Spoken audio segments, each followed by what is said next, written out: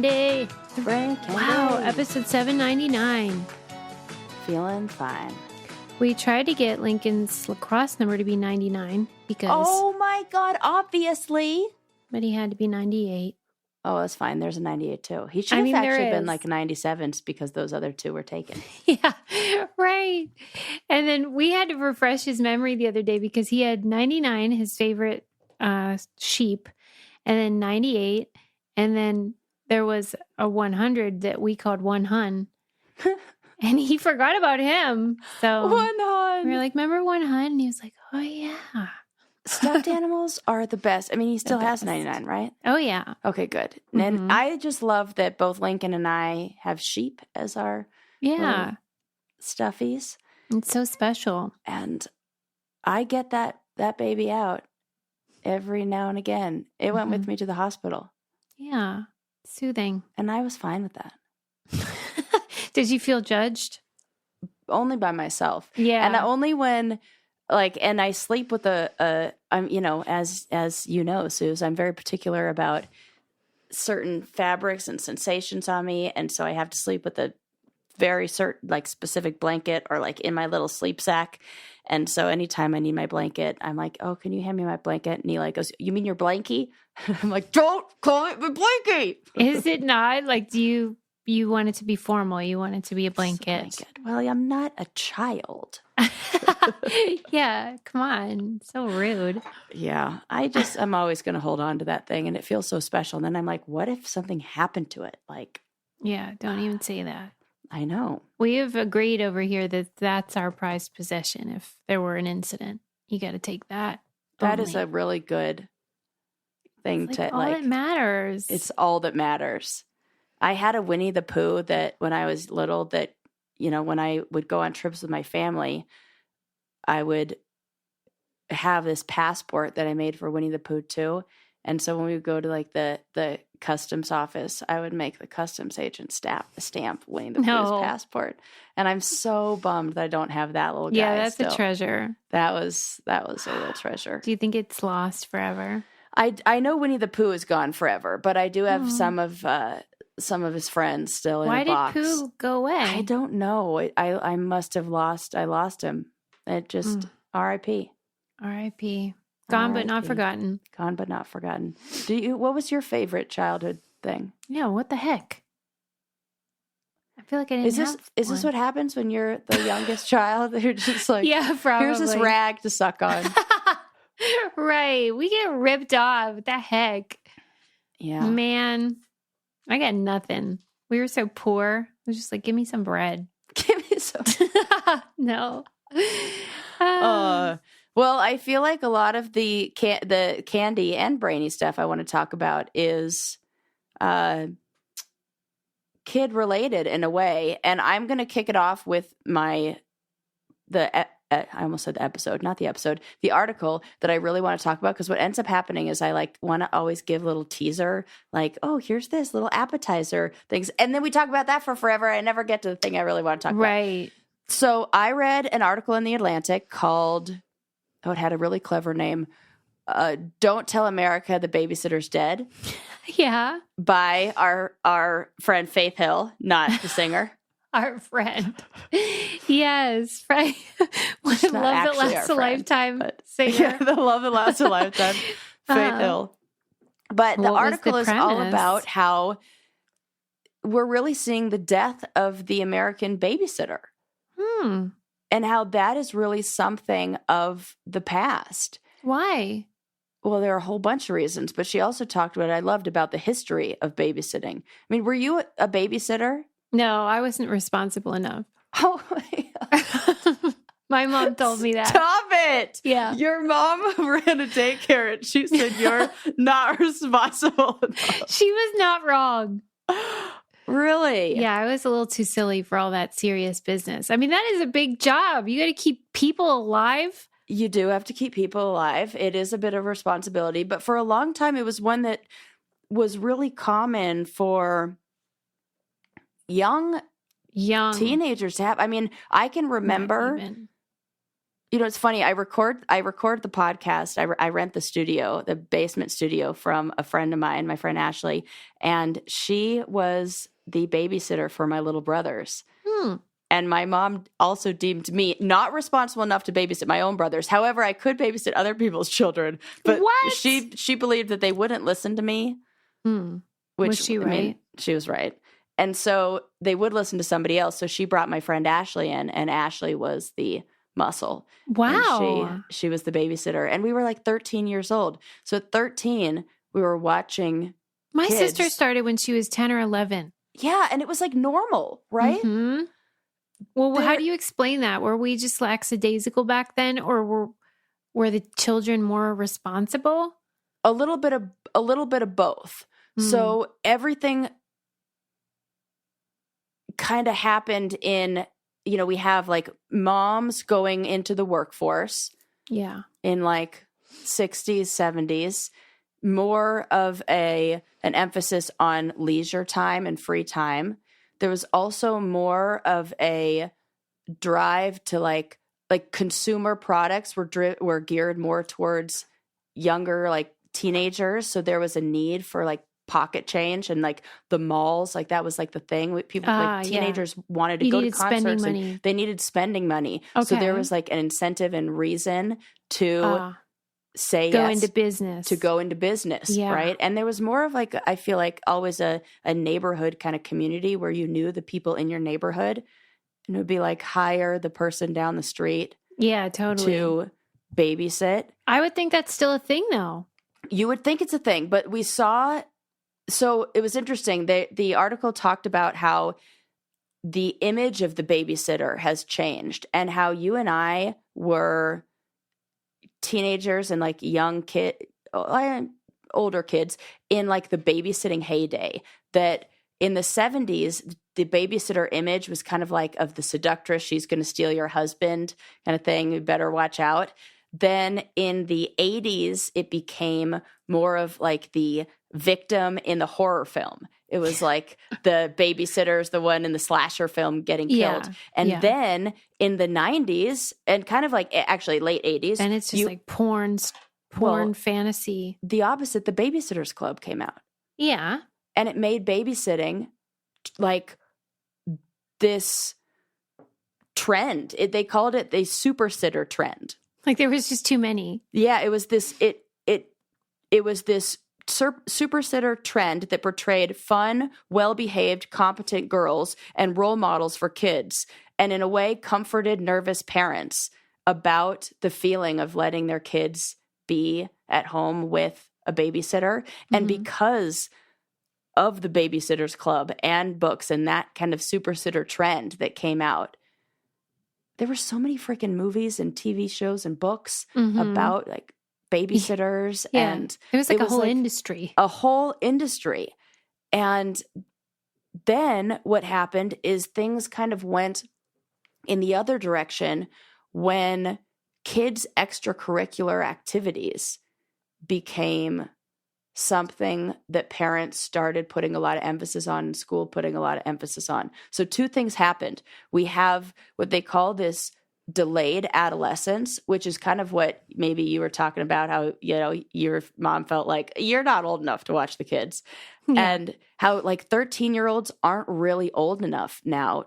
And even some teenagers seem too immature to be in that position and wouldn't know how to maybe manage or handle.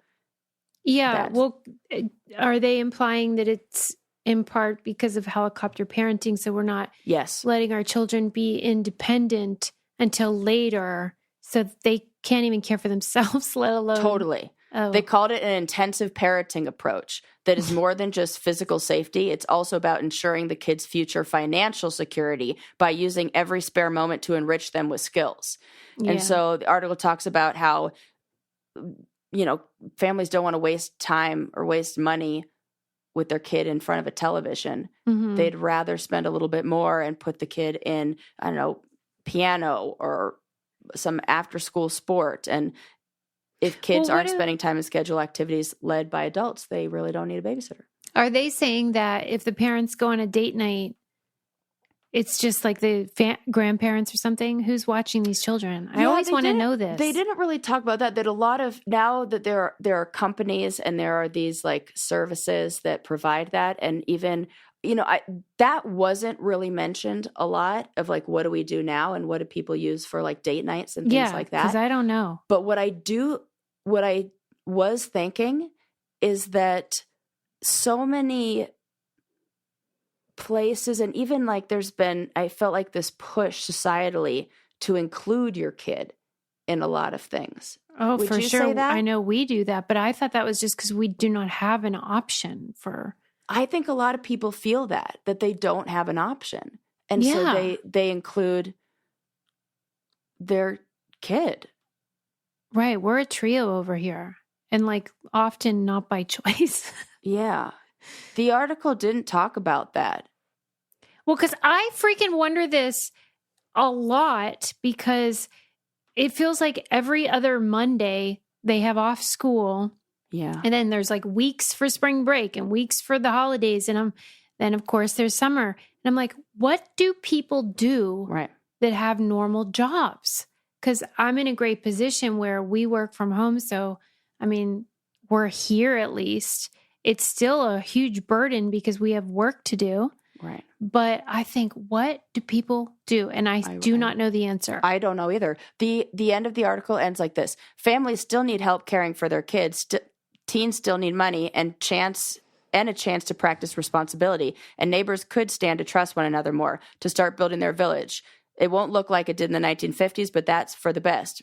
Perhaps we'll find a way to finally treat adolescents just as they are, not as children, not as adults, not scary, not superhuman, just young people who with a bit of support can be capable of a great deal. That's it. That's the end of it. No, like this is what parents are doing. It's just saying maybe we need to trust teens a little bit more. And maybe the reason why they're not as responsible is because they don't have that responsibility to begin with. And then I don't even know what the risk is really because everyone has freaking cameras in their house and stuff. Right. Like they're not going to be throwing keggers or whatever. And the article did mention that the problem is also with the availability of the teens to babysit and that the teens are caught up in their own activities, SAT prep and all this stuff that is required of them. So they're not even, they're not available to do that. Wow. Yeah, the article even said that the teen employment rates were really low.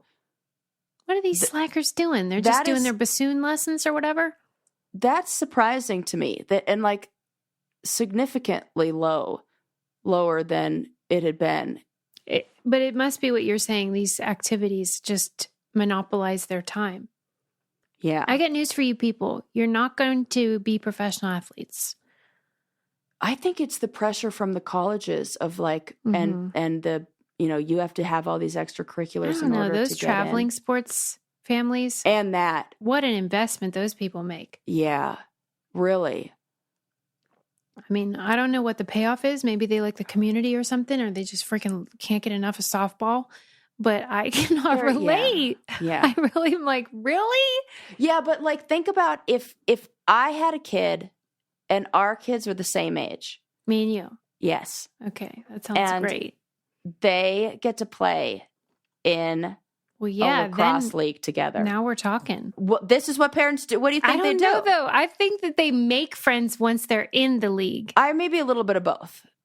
Yeah, but I mean, if they love it, good for them. I just can't relate to it. I think that all the parents are like, next season, vacation together. Like they're their little communities. Love it. I don't know. Okay, maybe it's us. We need to branch out. We have to imagine, like, if we had kids the same age and there were the opportunities for us to go on weekend trips wherever, real fun. I mean, sign me up. With a little bit of, I gotta like look up at my kid every now and then. Oh, you did a good job! Woo! Yeah, go. The point I almost said go Johnny, which would be hilarious if I named my child Johnny. Right. What if Johnny Amadeus Rice? Johnny Amadeus Rice. That's hilarious. Oh, good. Well, but the point remains, though, that there is a childcare crisis in the United States. Yes. And freaking, it is a problem, especially for high-risk communities, people that don't have a lot of money. And I do not know how they're doing it. But I don't either. I'll tell you what we are doing, and that is our hair with Lola V, because it is freaking great. Look at Sarah over there. I can't every control day. much, but I can control this hair. It looks so good. I was just having dinner with two of my girlfriends, and they were like, tell me the truth. Yeah. I love when people do this and I to was me. like, ladies, I do not know what magic is in this, but let me tell you, doesn't matter, curly hair, straight hair. Curly hair, sometimes it's like, okay, you straight hair gals, it's easy to have nice products. True. But when you can make curly hair soft, manageable, balance the protein and moisture, prevent breakage, give me some nice lightweight, hair drops, that nice oil to give me some. You're never turning back. I'm as happy as can be. And beautiful packaging. Hello. I know, it looks I want really to take chic. a picture of it every time I use it. I'm talking too much. Tell the people about this stuff. No, the leave-in conditioner is the best I've ever tried. It's really nice stuff. Award-winning hair care line from you know who, Jen Aniston, the best. It just is really high quality stuff. Unlock Jennifer Aniston approved hair at lolav.com. As our loyal listeners, you get an exclusive 15% off your entire order when you use code BRAINCANDY at checkout. That's 15% off your order at LOLAVIE.com with promo code BRAINCANDY. Please note, you can only use one promo code per order, and discounts can't be combined. After you purchase, they'll ask you where you heard about them. Please support our show and tell them we sent you. Yes. You'll thank us. Yes. Yeah. You'll love it. So that's my little story about babysitting. That's interesting. I need a babysitter. If you're in the Pittsburgh area, and you Lincoln would like is to deal easy to babysit. with Linkerdink. You just play games. Yeah, he's real fun. I would be the best babysitter for Lincoln. I know. I wish I were in the Pittsburgh area. What have you done for me lately? I know. God, I'm so sorry. I should just come over and be like, I've offered. I'll come over. You take a whole week off go on a vacation with your hubby, and then you just have to leave me with Link. And you're like, he'd never go for it. Just as an aside, you know what also I feel like is no more is sleepovers in general. 100%. I would never allow it. Heck no. Fucking no. I'd have to really know the parents. Really and even know. Then I don't see the point. Right. Because you can have, what do they call them now? They have these things called like play lates, where it's you pick your kid up at midnight or something instead of a sleepover. Yeah. Because it's the 2 a.m. to 4 a.m. Nothing good is going on. Nothing good. Nothing. I just don't want to put any. I want to. But didn't you have fun at your sleepovers? The most fun ever. Right. So what are we doing? I know, but also not good things have happened there. It's both. It really is both. I don't know the answer, but the answer is just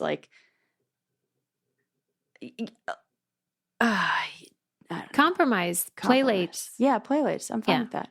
Mm-hmm. Okay, well, if that didn't make you terrified, I have a little bit. This is an older story, but it resurfaced, which is, I'm not meaning to make a joke, but you'll see why. In 2013 in Florida, a man was straight up swallowed by the earth, asleep in his bed by a sinkhole. This is my worst fear. I know. This is now my first fear. And can you remind me of the story of your story with the sinkhole? Gladly. Yeah. Yes. Right after I moved to LA, I saw in the news that a sinkhole opened up basically in my parking spot at my tanning salon in Pittsburgh. In your parking lot. You know how we always have those places that we park? Oh my God. Well, Susie, this could be you. Could you imagine? I almost feel like I caused it. I was there so much at the time. I eroded the foundation with my car, but for real, it can happen anywhere. It's terrifying. And his Is two he dead? brothers. He's gone forever. Gone. And as it was happening, his brother heard a crash and heard some screams. So his brother runs into the room and jumped into the hole to try to, because he could hear him, to try to save him. What? And then a rescuer lifts him out and is you can't go in there. And the more you would step on it, the more it would cave in. And they they considered it too dangerous to even have any further rescue attempts after 24 hours, and he was long gone. So he not only was swallowed up by the earth, but all the bedroom furniture was gone as well, and it just kept on like quicksand, like sinking in. So you're not describing just sort of like a bottomless pit of him flailing down this hole. It was more like a sinkhole, like as almost it was like sinking. a sand. You know, when people get buried in sand. Yes, but and it created this huge hole that like went down so deep. Did they say what was the reason? No, mysterious sinkhole. Then they fill it in with gravel, and then a few years later, happens again. You are lying. I'm not lying. And this brother still lived there? No, they condemned the house. The house, nobody's living there. But they filled it in with gravel, and it still like sucked the hole up. Okay, so it said that Florida, rich in limestone, is especially susceptible to sinkholes. Well, that's the thing. We can't really do a lot, right? It's not negligence or something. Oh, it's just sometimes the earth is. Yep. There are regions where the type of rock below the land surface can naturally be dissolved by groundwater circulating through them. Soluble rocks include salt beds and domes, gypsum, limestone, and other carbonated rock. With the rock underneath dissolved away, underground caverns are left underneath the surface. When the weakened surface collapses into the cavern, it creates a sinkhole. And they vary in size from very small to this huge one seen in, I believe, a place in China that I won't even try to pronounce, that was around 537 meters wide and 662 meters deep. That is horrifying. Oh my God. Like at any moment. Well, that's nightmare fuel. And it's obvious that the consequences of climate change are going to make this more frequent. If extreme rain and things like that, erode the... And us building on top of land that is probably not meant for huge, gigantic structures and buildings. I feel like they should check on this. Wasn't there a song about that? Somebody built his house upon the sand in their Bible. Yeah, this is biblical, people. Yeah. Huh. Yeah, build your house on the rock, man. Yeah. Who are those two guys? Wise man. Who were those two and poor guys? Man? And the dum-dum. Yeah, the dum-dum. The wise man and the dum-dum. But, okay, so is there anything we can do to check? No. Like, let's say you're buying not live in a place like where you have limestone and salt. Like, I think underneath. This is very common. I do too. I feel like it's basically all the beautiful places to live. If you have beautiful beach line that you're looking at, beautiful views. I don't fucking know. But I feel like everybody in California is like one big wave away from getting like... Did you read about that? I forget where it even was, but this town there's a bunch of rich people that live like right on the sea. And they were real worried about the water coming and ruining their properties. So they all like spent I think it was $500,000. And then 2 days later, it was all washed away. Oh. They used like the $500,000 to build like a sand wall. Oh, God. And nature's I see your sand wall and I raise you. This wave. For real. It's like you say. It's like we know what sand does. Right. I feel like at least get some bricks going. Have you seen Taylor Swift's house I believe it's in Rhode Island? No. She has, I think it's, I just looked this up, $17 million, I believe it is, this huge estate. Can't even call it a house. Wow. And it's right on the coast. And from what I hear, it was beach property that, or like, all beach front is public property. So it was like property that you could walk along. Right. And then it was filled in with like boulders. So now it cannot be walked along. Like you can't cross. Something? Right. How do you feel about that? That's how the people in Malibu are. You know how there's... Yeah. I don't like it. Uh-huh. I really don't. And right. Yeah, I mean, I understand. Yes, this is like... I do not. You're Them's right, the breaks. That's the price you pay for being a billionaire. Sorry. So, yeah, okay, you're not mad at it. You're like, this is what I get. I get to dump my boulders wherever I want. It's my beach? No. I feel the opposite. Like, you cannot have it all. I agree. The $1 billion and fame and all that, but you don't go take your little boat to another island where you could be by yourself. You don't get to like claim the beach. Yeah. I'm also equally as mad at the hotels a lot of the hotels in Mexico. When I went to Tulum, I was like, where's the public beach? Right. You try to just get there. There's no access. Yeah. And they're like, well, technically it's all public, but you have to get to it through one of these places. That's and then they how charge you Malibu a fee. is. I'm sorry. Yeah. You could all kiss my fucking ass with the fee to use the beach. The walkway. This is right. Nature. Like, nobody going to charge me for breathing the air while I'm here too? Yeah. It's like the beach is free, but you have to pay to cross this bridge. $5 million. Yeah.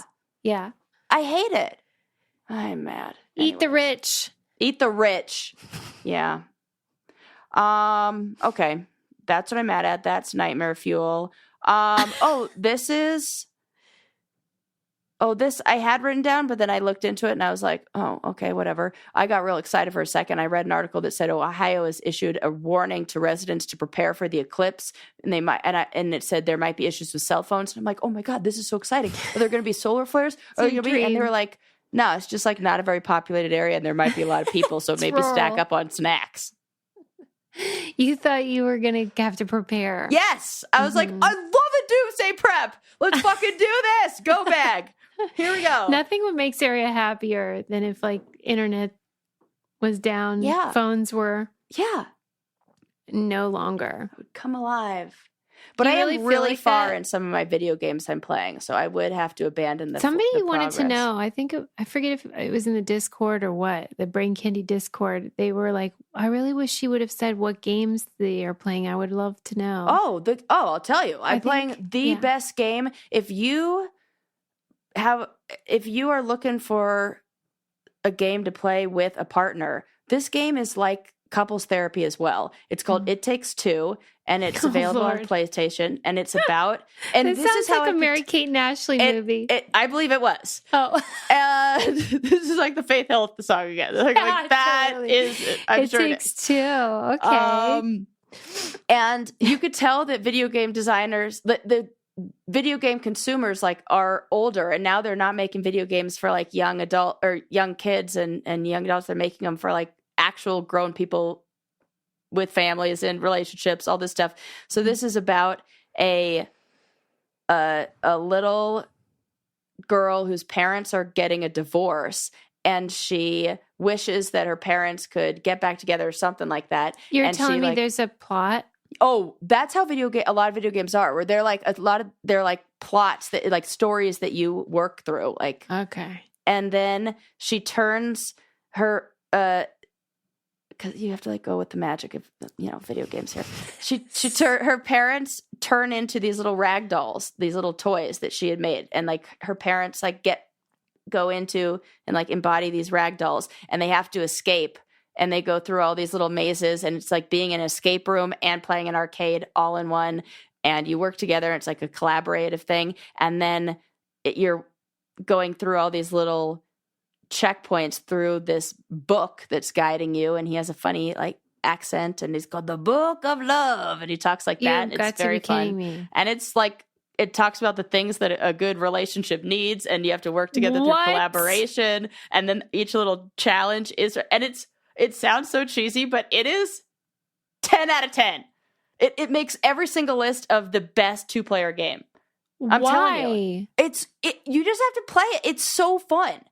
And by the end of it, we were in the beginning like, go this way, you're not doing it right. And then by the end, we're like, oh my God, good job. Yay, we're doing it. It like worked. Do you think there's couple, like just 2 regular video game bros playing it, or is it all? Not this one. This is all for like romantic partners? This is definitely for romantic partners. You're kidding me. 100% for that. Yeah. Wow. It would be weird to play it with. Yeah. And then we were also playing one called A Way Out, where we're 2 wrongfully convicted inmates who have to escape prison, and we're two guys, and then two bros could definitely be doing that together. Stop it. Yeah. This is not real. I'm Vincent. He's Leo. Oh my gosh. I cannot believe there's this whole subculture that I didn't know about it either. And you love it. You're like, listen, when you are laid up for 6 weeks and you cannot do anything, and you are so sick and tired of playing every single card game, and there are only so many rounds of Rummy Cube that you can play, and so many episodes of something you could watch, you need something to mix it up. And there are too many. Well, I tried to play Tony Hawk Pro Skater with Eli, but he sucks at that, and I'm too good. So it was no fun when I kicked his ass, but I like quadrupled his score every round. Sorry. Wow. Not sorry. He didn't. Yeah, that felt too. Yeah, he's like, I hate this game. I don't like it. So Really?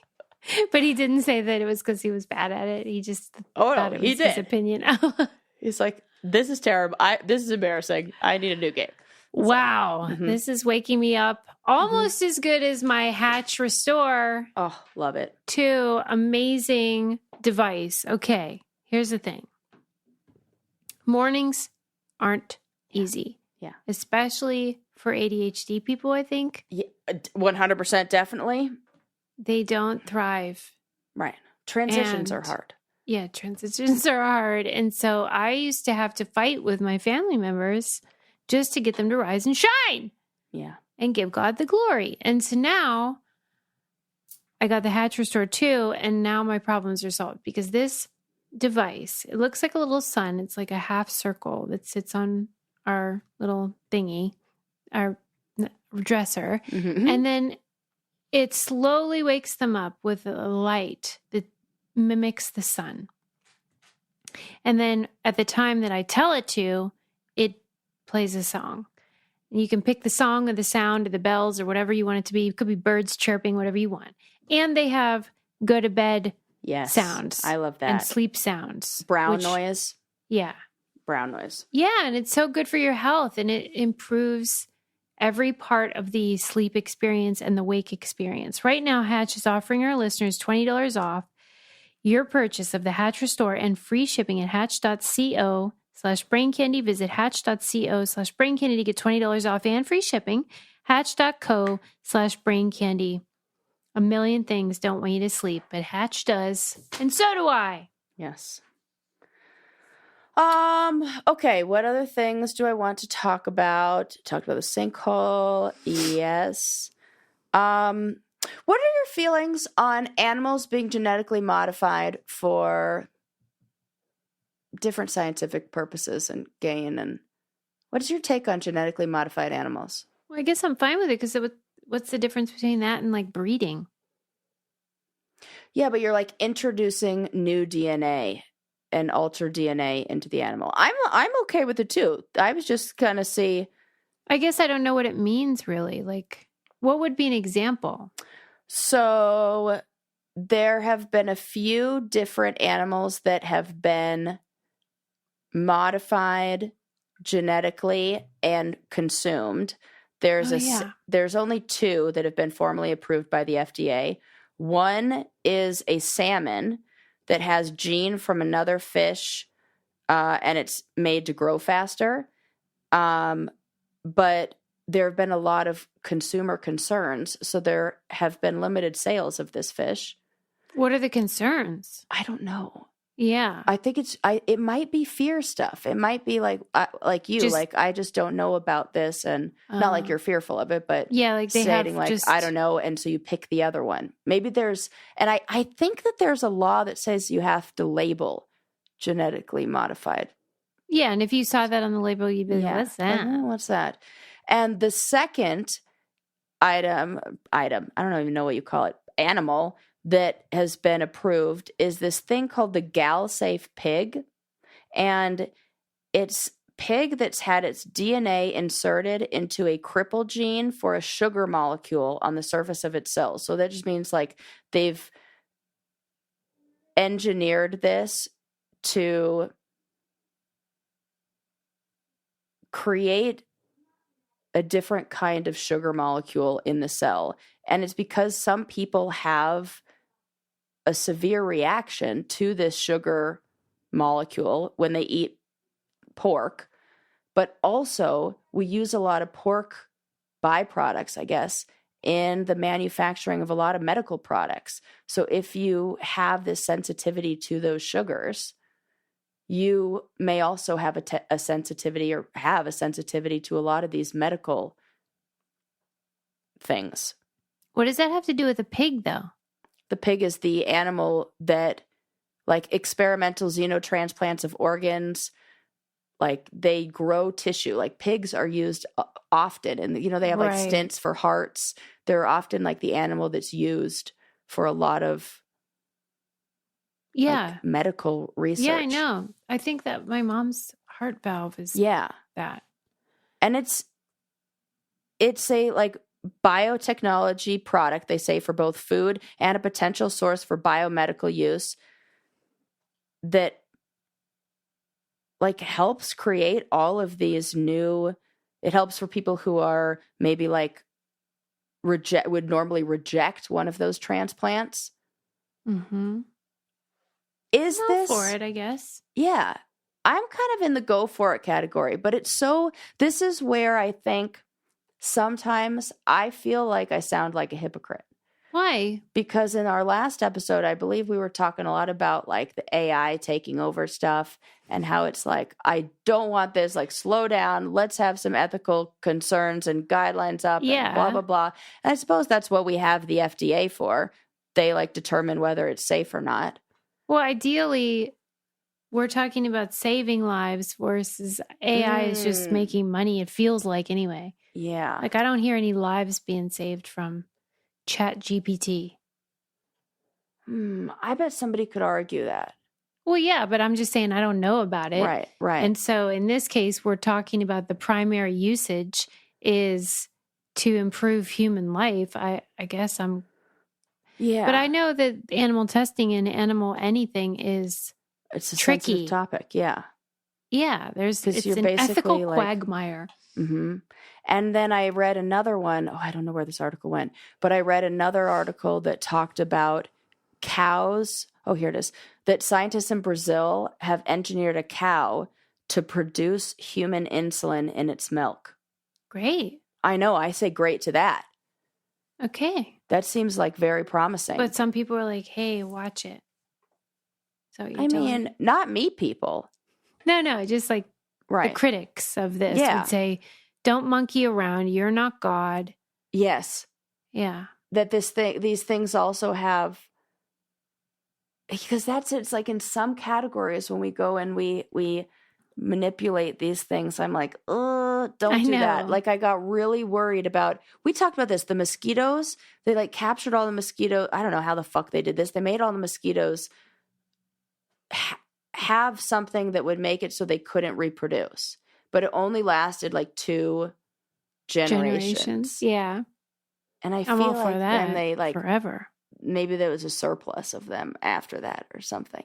How could that be? I don't know. They like want to make up for it? Yeah, I feel like it's like you hit down like the mole game, you knock one down and something else is going to inevitably pop up somewhere else. Yeah, that's true. I get it. And, when you say I feel like people think or I am a hypocrite. Yeah. We all are. Right. That's what I'm learning more all the time, because even when people get mad about like stuff we say on the show, I'm like, yeah, okay, I see your point. Yeah. But like, I guess, and when I joke that we're like when I was like, I think we're too open-minded, in a way I'm not joking, because if you can see the validity of various points of view, you kind of are too open-minded. Right. Because like pick a lane, okay. Sarah. Right. Are you for it or are you against it? Because like sometimes I'm like, yeah, definitely do that. But I'm also anti the mass production of any animal for like food, because we need an alternative. I don't know what the answer is. It feels like more and it's just like genetically modified animals. I'm thankful that there are people who know a lot more than I do about each of these fields. Yeah. Who can make responsible choices. Yes. And then we're just basing it off of like one article that is distilled down to like nothing. Mm-hmm. And so our opinions are just based on partial. Yeah. 100%. Stories. You Yeah. know, I had a funny moment the other day with my brother. So my brother, who's often the conspiracy theorist brother, well, he is the conspiracy theorist brother. And he was explaining how microwaves work. Huh?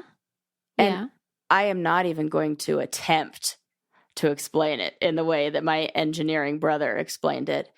And he was talking about how, well, essentially he was saying like microwaves, like these are it's just like a different focus of like a light wave. And it's something that's like all around us and we're just like directing it and it's like controlling that wave in a way. And nobody needs to be worried about microwave, like radiation from microwave. And like, that's not going to affect you.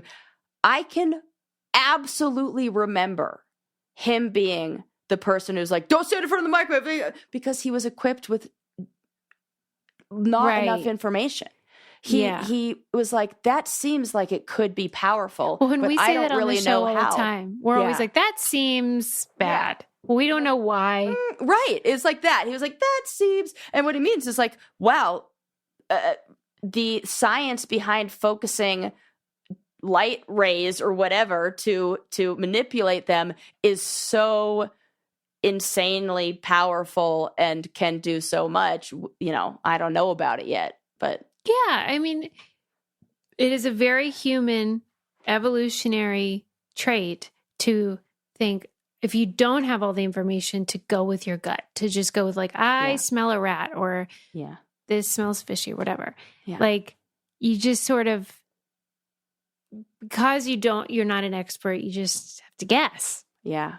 So don't get mad at us. We're winging it over here. Right. Trust the experts. Yeah. Yeah, that's important. This is like a nice little segue on trusting the experts. Did you see that maybe within the last week or two, Merriam-Webster has come out and said, don't worry, guys, it's okay. You can end the sentence with a preposition. No. Oh, yeah. They said it is permissible in English for a preposition to be what you end a sentence with. The dictionary publisher said in a post shared on Instagram. All right. What is, did they go into detail about like this rule versus its application? Yes. Okay. So Merriam-Webster credits a 17th century poet, John Dearden, with popularizing the rule.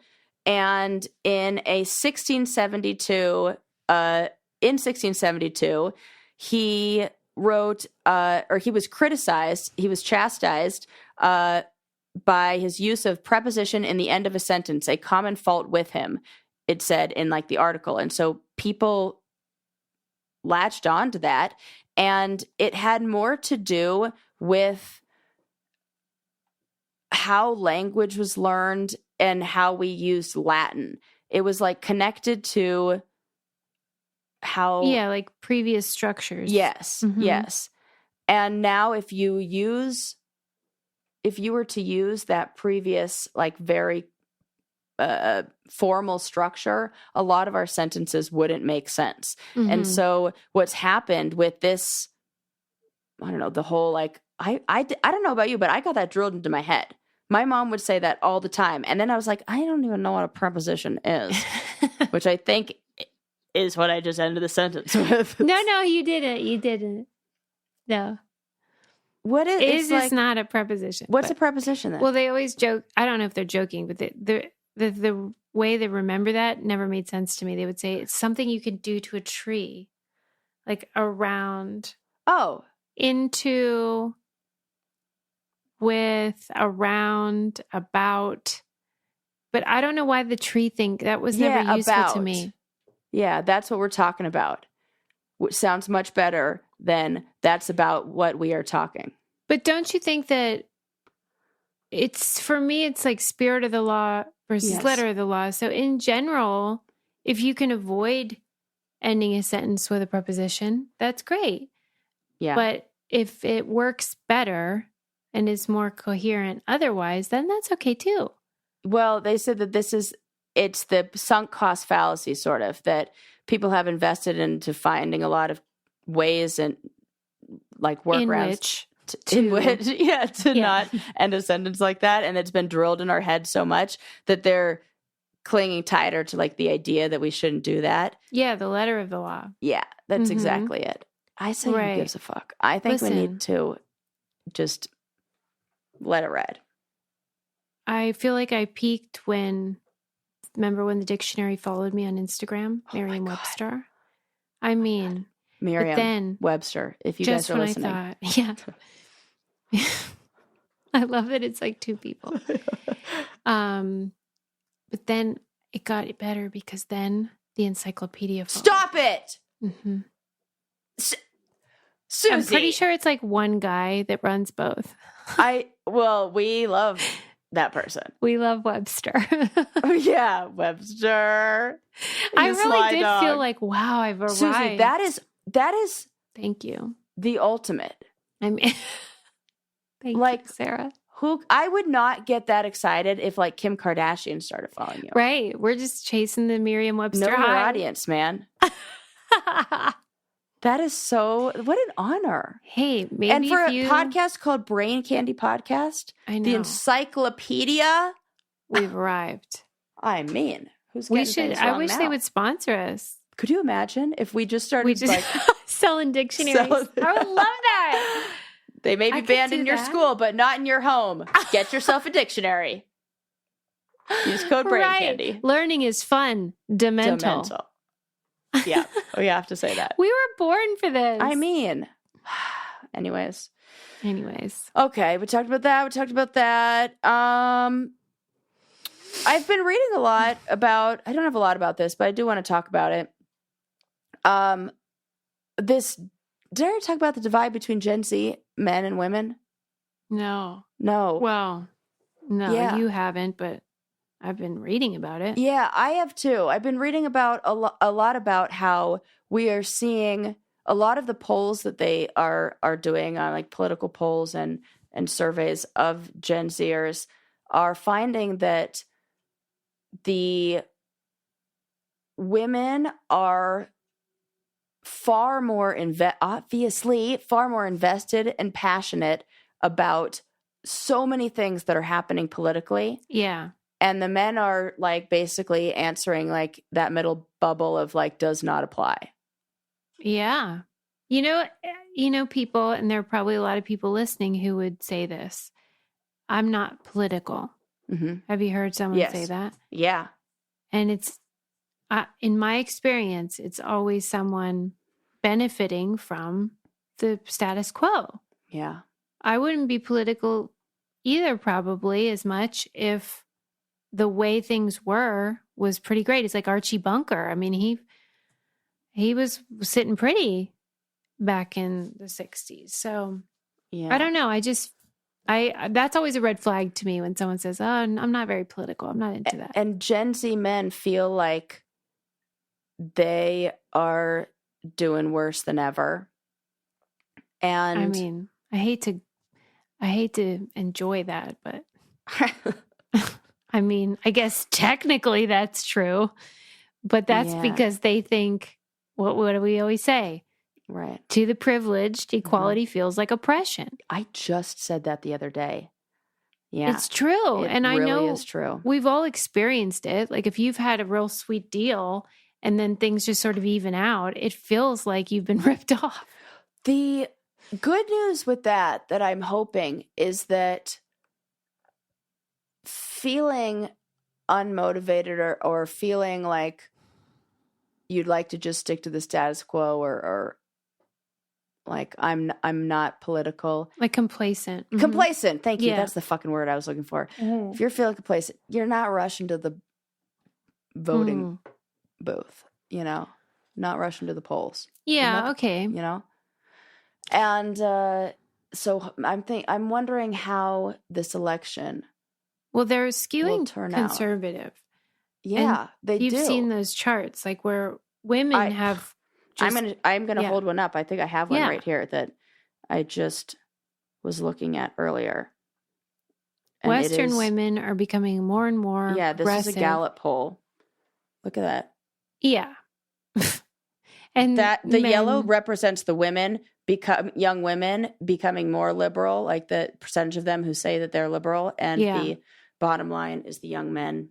which is pretty much the same. So the divide is increasing. Oh my God. That is, and it makes sense that more women are becoming or identifying as liberal when you see their rights being taken away. Oh my God, this is terrifying. It's very interesting to me, and I really don't know what's going to happen. And I don't envy people trying to partner up. That's what I'm saying. Yeah. I think there's I don't want to like, maybe I do want to encourage women out there to do this. Like, I've talked with a lot of my girlfriends on how we see, like, these are friends I've known for 20 years, maybe longer, more, 30 years, if not more.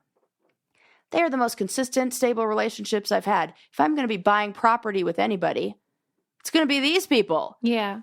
Like, I want to follow in the footsteps of those women in China who got together and like, there were like 6 of them who bought a house together and then just like hang out and like have barbecues and like twirl in the backyard, whatever else. Yeah. 6 So you're women saying living if you together and your do. girlfriends are single. Yeah. Yeah. If you're single, like, cohabitate, then you can like, it's the best. That would be awesome. Mm-hmm. All the It good. is a shame, though, that we've done a poor job of educating people to know that equality is better for everyone. Yeah. And that you aren't going to suffer. That everybody's life improves if everybody has value.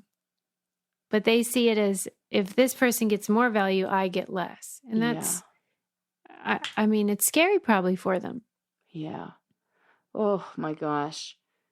Maybe let's just tax the billionaires. Like, can we just make that at 50%? Give it all up. You're like, you know what? I don't even care about equality. Let's just tax those motherfuckers. Yeah. Other countries are like, oh, you're billionaires? Yeah, they get taxed at like 45%. The United States is like, what? They don't even have to pay taxes. That's why the Beatles Buy big song, ships.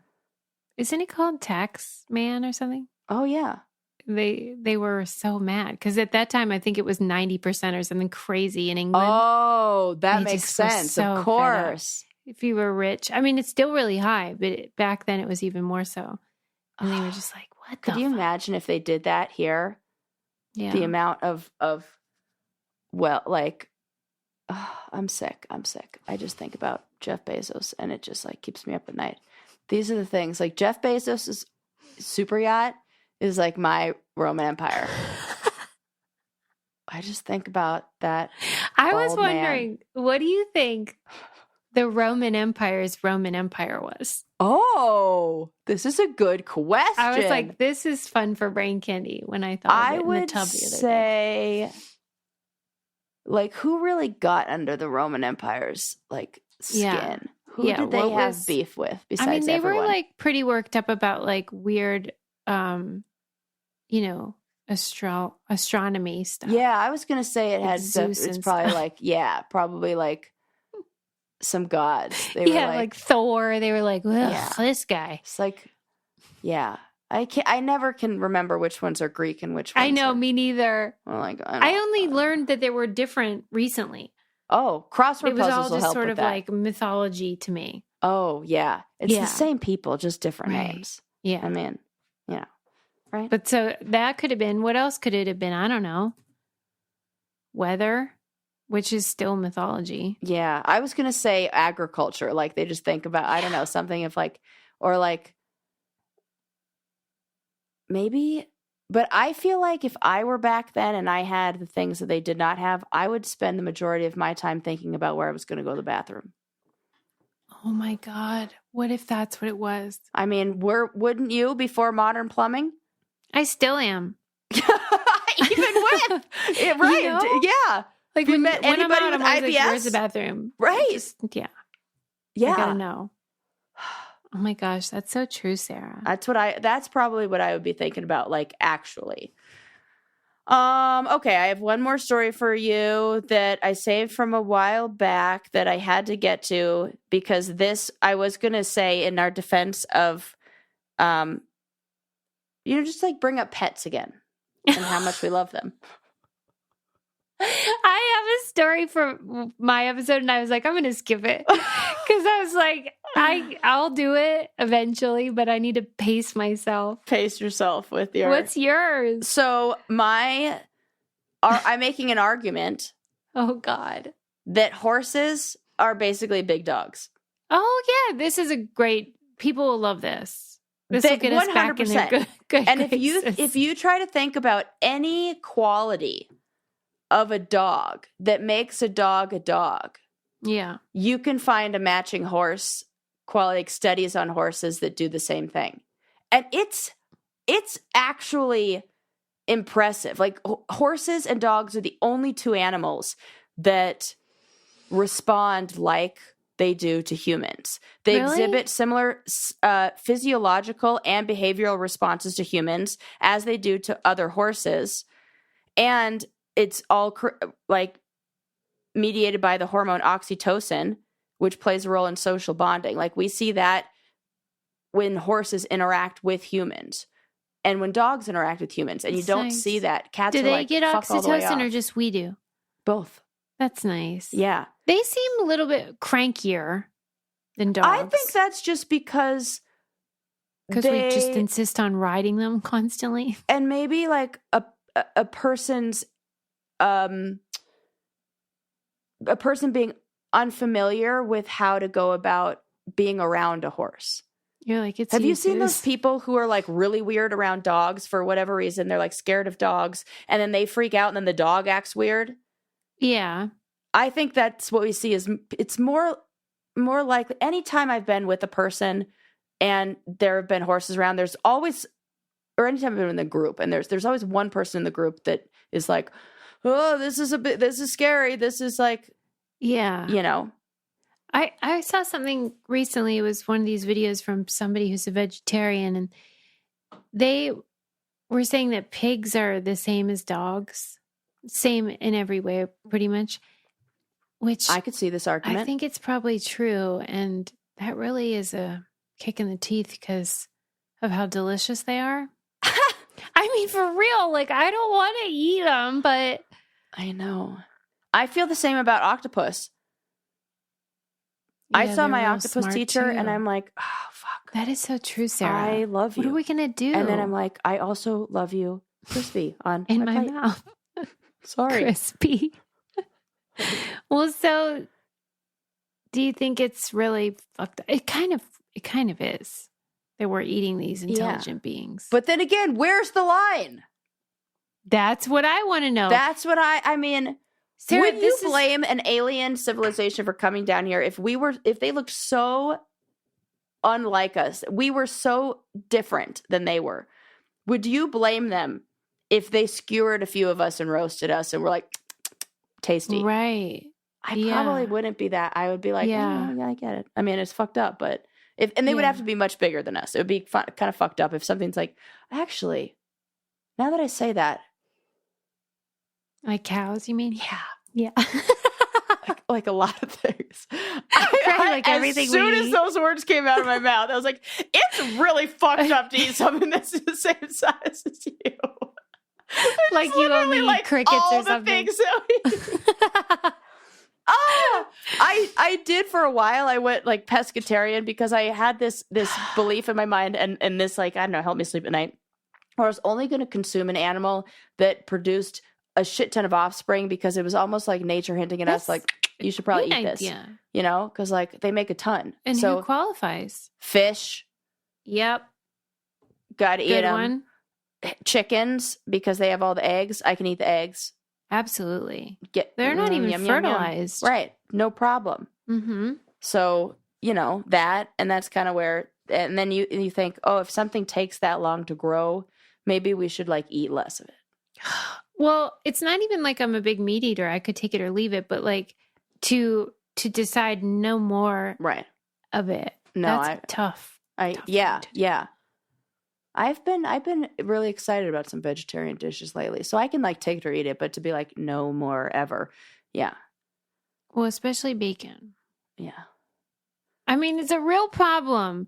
And they have not done anything to Nothing. recreate that. I'll Nothing. eat an They Impossible can't. They burger try. all day long. They cannot get, and meat too, you cannot get the same fat, like the fat mixed in with it.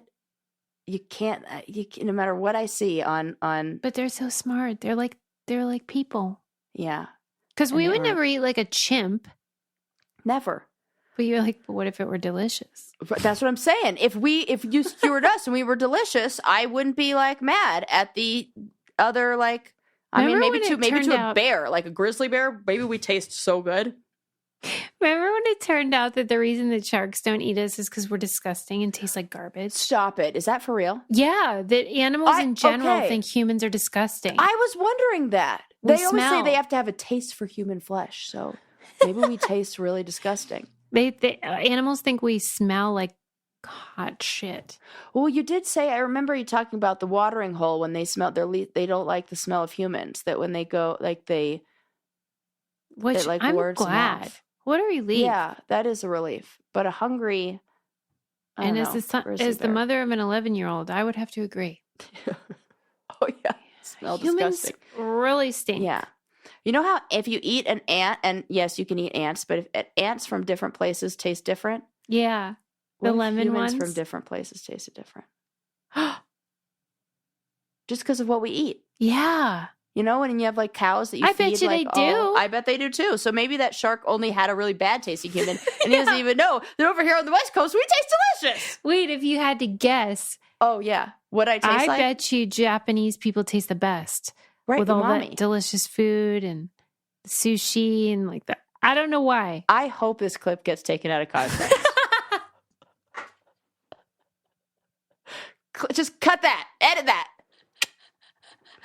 Hey, that's a compliment. Yeah. I feel like Leon on Curb. That's a compliment. Yeah. and I'm sorry, but British people would taste the worst. Worst. They don't flavor their food. There would be no seasoning. Yeah. Just Ugh, brown. Bland. We don't make the rules. We even though don't make just the made rules them. around here. This is just what people taste like. I'm sorry. If you think otherwise, you got a better argument. Well, let's hear it. I'm going to do the poll. And I saw in Discord, somebody was like, they didn't do this one poll. And I think it was Casey was like, they don't do the polls they say they're going to do. And I was like, fuck. We talk I about it a lot. got to do the polls. We Okay. sometimes do when we Okay, so remember. which humans would be tastiest? Yes. Okay. Yes. You did a great job today with all these topics. Oh, thanks. I mean, I'm just trying to keep everybody informed. Just, mixing up the brain, mixing up the candy. babysitting, sinkholes. Right. That babysitting article is really good. If you have a subscription to The Atlantic, check that out. It's called the Don't Tell America the Babysitter's Dead by Faith Hill. I won't forget it. It's very interesting. And if you were a babysitter, you will enjoy reading it. Yeah, the history of it and all that. Yeah. Babysitters I can Club. think already of our listeners who would like this. Bridget, I know. definitely. Mo, yes. I already know. Yes, we get to know these people in our candy club. You should join because we have a great time. Yes. If you listen to our show and you're like, oh, I have fun chat with these guys, it kind of feels like we're friends. You could be friends with us. Yeah. We have a great group of friends that we meet with all the time. Yeah, it is. It is a really nice group. Yeah. Any hoodles, thank you all for listening. Check out our website if you need any of the codes we mentioned because it helps us so much when you use them. And then all of our challenge content lives on patreon.com/braincandy. And we love you. We'll see you next time. Bye. Bye.